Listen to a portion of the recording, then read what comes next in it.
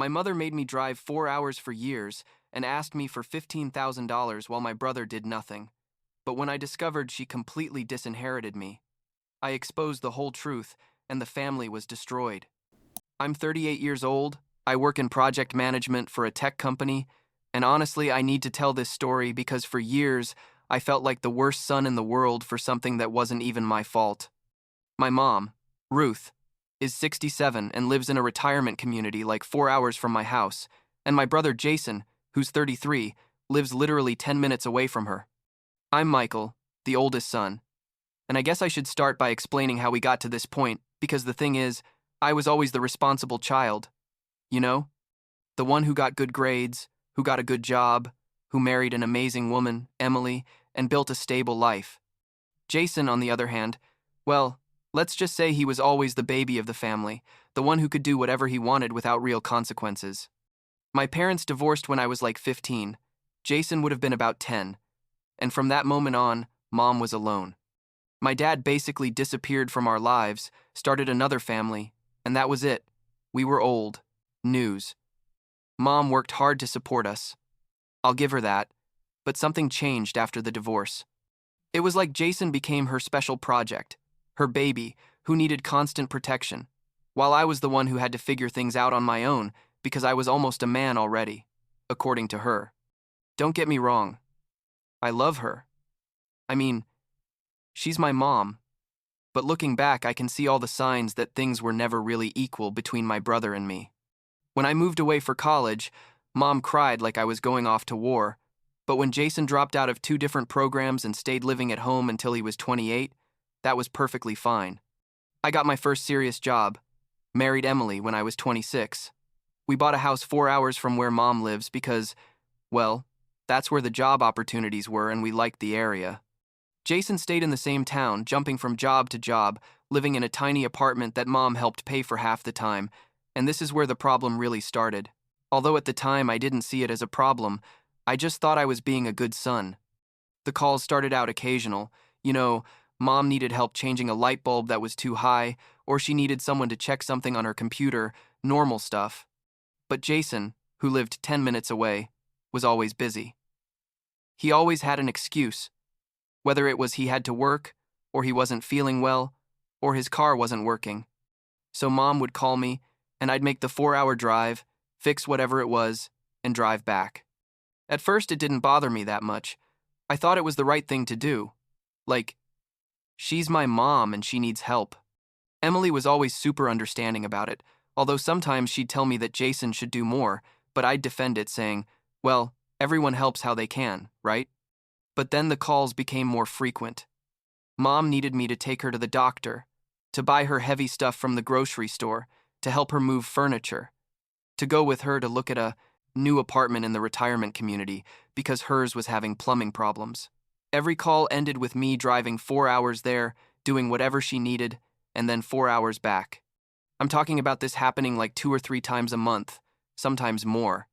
And every time I asked why Jason couldn't help, the answer was always the same, that he was too busy with work, that he had just started at a new place and couldn't ask for days off, that he didn't have time. But I'd see his social media, and there he was, posting pictures of video games, hangouts with friends, concerts. Clearly, he wasn't that busy. What really started to bother me was when I began noticing the money thing. Mom lived on her pension and the savings she'd accumulated over the years. She wasn't rich, but she wasn't on the streets either. She should have been fine. But she started calling me, saying she needed help paying rent, or she didn't have enough for medications, or she needed money to repair her car. And I, like the idiot I was, would send her money without asking questions. Sometimes it was $300, sometimes $500. One time it was $1,000 because supposedly her car needed a major repair. I'm talking about over the course of 2 years, I probably sent her like $15,000 total, maybe more. I didn't keep exact count because I didn't want to see it as a debt. I just wanted to help my mom. One day, like 3 years ago, I went to visit her for her birthday and Jason was there, which was weird because we almost never overlapped. We were having dinner and Jason casually mentioned he had just bought a new PlayStation 5, and I was like, that's odd because those things cost like $500, and Jason was supposedly in temp jobs that barely paid minimum wage. I asked him where he got the money, and Mom got all nervous and changed the subject quickly. Later, when Jason left, I asked Mom directly if she was giving money to my brother, and she told me yes, that she helped him out from time to time because he was going through hard times. I asked her how much, and she got defensive, saying that wasn't my business and that she could do whatever she wanted with her money. That's when I started connecting the dots. I mean, Mom was asking me for money constantly because she was giving it to Jason. Basically, I was financing my brother's lifestyle without knowing it. When I mentioned it to Emily, she got angrier than I did, told me that was completely unfair and that I needed to confront Mom and Jason about this. But I felt guilty. I thought maybe I was being selfish, that family helps each other without keeping score, that maybe Jason really needed the support more than I did because I was better off financially. Things continued like this for another 2 years, me following the same pattern of driving 4 hours every time Mom needed something, sending her money when she said she was short, sacrificing my weekends and my time with Emily to be the good son. And what killed me was that every time Jason did something minimal, like stopping by Mom's house to drop off some groceries he had bought for himself anyway, Mom treated him like he was son of the year. She'd tell the whole family about it, post on Facebook about how wonderful Jason was for being so thoughtful, how lucky she was to have him nearby. Meanwhile, I could spend an entire weekend fixing her yard, painting her living room, taking her on all her errands, and it was just expected. I didn't even get a thank you half the time. A breaking point came like 8 months ago when Jason called me directly asking for a loan of $1,000. He told me he needed to pay some urgent debts and that he'd pay me back in 2 months. I told him no, that I couldn't keep lending money without seeing any return, and that's when he got aggressive. He told me I was selfish, that I had money to spare and it cost me nothing to help my family, that he would do the same for me if he had the resources. I told him the difference was that I helped Mom all the time while he lived 10 minutes away and barely lifted a finger. That Mom asked me for money constantly, probably because she was giving it all to him. And that I was tired of being the family ATM. He got angry, told me I didn't know what I was talking about, and hung up. Then Mom called me crying, saying how could I be so cruel to my brother, that he was going through a hard time and I had spoken to him horribly. She didn't mention anything about all the years I had been helping her without complaining. That's when I started setting small boundaries, almost without realizing it. When Mom would call asking me to come help her with something, I started saying I couldn't go that weekend but maybe the next one, or I'd suggest she call Jason since he lived closer. She always had excuses for why Jason couldn't, but I held my ground. When she asked me for money, I started asking questions. What exactly did she need it for? Why wasn't her pension enough? Was Jason helping with anything? She'd get annoyed with the questions, saying I was interrogating her like she was a criminal, but I kept asking because I needed to understand where all the money was going. Emily was incredible through all this. She supported me completely when I decided to start setting boundaries. She told me I wasn't being selfish by taking care of my own family first, that we had our own financial goals, and that I had done more than enough for Mom over the years. We had been saving to expand our house because we wanted to have kids soon, and all the money I had sent Mom had delayed those plans. Emily never threw it in my face, but I knew it had been a sacrifice for both of us. About 5 months ago, something happened that basically changed everything. A friend of Mom's, Judith, called me out of the blue. I didn't know her very well, had only seen her a couple times at family gatherings, but apparently she and Mom were close in the retirement community.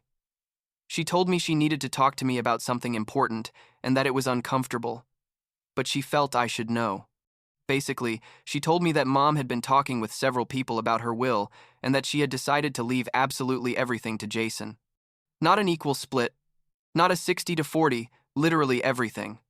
The house that Mom still had in her name from before moving to the retirement community, her savings, her belongings, everything was going to be for my brother.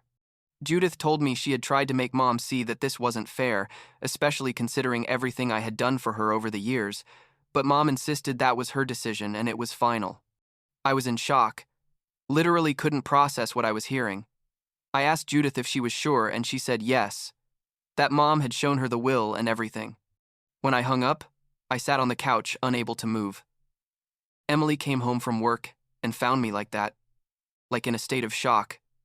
I told her what Judith had told me, and she got angrier than I'd seen her in years. She told me that was the last straw, that after everything I had done, after all the money, the time, the sacrifices, Mom was basically telling me I was worth nothing to her. That Jason, who had done the bare minimum and on top of that had taken money from her for years, was going to receive everything as a reward for being useless. I spent like a week trying to decide what to do with this information. Part of me wanted to ignore it. Like, in the end it was her money and her decision. But another part was absolutely furious. It wasn't even about the money itself. It was about what it represented. It was the final confirmation that nothing I had done mattered, that it would always be Jason the favorite, no matter how hard I tried. Finally, I decided I had to talk to her. I couldn't continue like nothing after knowing this. I went to visit her one Saturday, without warning, which was already weird because we always coordinated visits. When she opened the door, she was surprised to see me, but let me in. I told her directly that we needed to talk about her will, and her face went pale immediately. She asked me who had told me, and I said that didn't matter. What mattered was whether it was true. She got defensive right away, telling me it was her decision, and she didn't have to justify herself to me. I asked her why. After everything I had done for her over the years, she had decided I didn't deserve anything. Her answer was what finally broke something inside me. She told me, as calm as could be, that Jason needed the money more than I did, that I was fine financially and had a good life, while Jason had struggled and needed that support to get established. I told her Jason had struggled because he'd never had to grow up, because she had always rescued him, because she had given him money instead of teaching him responsibility, that I had sacrificed my time, my money, my weekends for years, while Jason did nothing, and yet he was the one being rewarded. She said I didn't understand, that she, as a mother, had to make sure her children were okay, especially the one who needed it most. I yelled at her. And yes, it was the first time I'd yelled at her in my life, that I was her son too. That I also deserved consideration, that it wasn't fair that the son who tried and helped received nothing while the son who only took received everything. She started crying, saying I was being cruel, that she couldn't believe money was more important to me than she was. And that's when I realized she was never going to get it. That in her mind, she wasn't being unfair, she was simply protecting her baby. I told her as calmly as I could manage that I wasn't going to continue with this dynamic anymore, that if Jason was the one who needed all her attention and resources, then Jason could be the one to help her from now on. That I had done more than enough for years, and it was over. She begged me not to be like that she needed me, but I told her clearly not enough to treat me with a minimum of equity or respect. I left her house that day and decided that was it. No more 4-hour trips, no more money, no more being the emergency son. While Jason continued being the favorite, Emily supported me completely. Told me I had taken too long to do this, but that she was proud I had finally set boundaries. The first few weeks were difficult because Mom called me constantly, left crying voicemails, sent text messages saying she needed help with urgent things. I didn't respond, or I'd respond with a short text saying to call Jason. She'd complain that Jason didn't answer or that he couldn't help her, and I'd simply tell her that was her problem, not mine. About a month into this, my Aunt Nancy, Mom's sister, called me. I thought it was going to be another person trying to make me feel guilty. But no.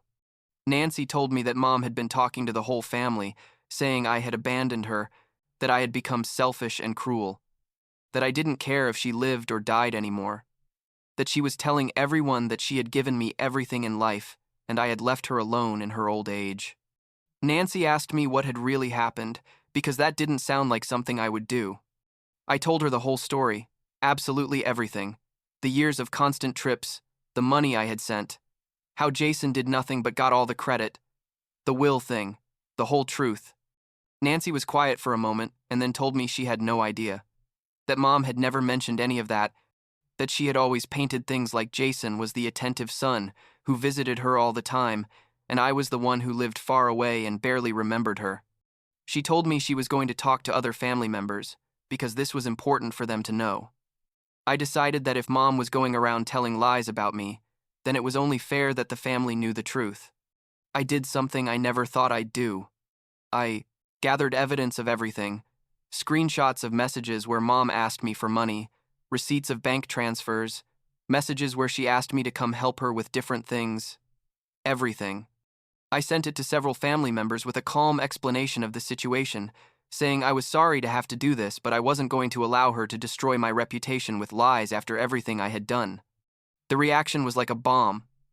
I mean, suddenly everyone in the family was talking about this. Several aunts, uncles, and cousins called me apologizing for believing mom's version without asking me first. Others told me they had always suspected something didn't add up, with mom's stories about Jason being the model son. My Aunt Nancy was particularly vocal, called mom directly, and told her what she was doing was unacceptable, that lying about me after I had helped her for years was the lowest thing she could do. Mom apparently tried to defend herself, saying I was exaggerating, that things weren't how I painted them. But when the family asked for her version with proof, she couldn't provide anything. Jason also tried to do damage control, posted something on Facebook about how he had always been there for mom and that I was causing unnecessary family drama. But several relatives commented on his post with screenshots of my messages showing the truth, and he ended up deleting everything. About 2 months ago, I made the final decision to cut contact completely. Not just reduce it, but cut it. I blocked mom's number, blocked Jason on everything, told the family I appreciated their support but didn't want to know anything about either of them. Emily and I were at a point where we needed peace and to focus on our own life, on our own plans, and maintaining any kind of contact with them was only going to keep draining us. I'm not going to lie. There were moments of intense guilt, moments where I thought maybe I was being too drastic. That maybe I should give mom another chance. But every time I thought that, I remembered years of being taken for granted, years of sacrifices that were never acknowledged, the decision to leave everything to Jason after all that, the lies she told about me when I finally set boundaries, and the guilt would fade, replaced by a clarity that I had done the right thing. What I did do, and this is something not even Emily or anyone else knows, is that I set up an automatic monthly transfer of $200 to mom's account, but completely anonymous, without any note or identification that it comes from me. It's enough to help her with some basic things. Without being an amount Jason can easily take from her. I know it's contradictory after cutting contact, but I guess part of me still needed to know I didn't leave her completely helpless, even though she'll never know it comes from me. Maybe that makes me weak or hypocritical, I don't know, but it helps me sleep better at night.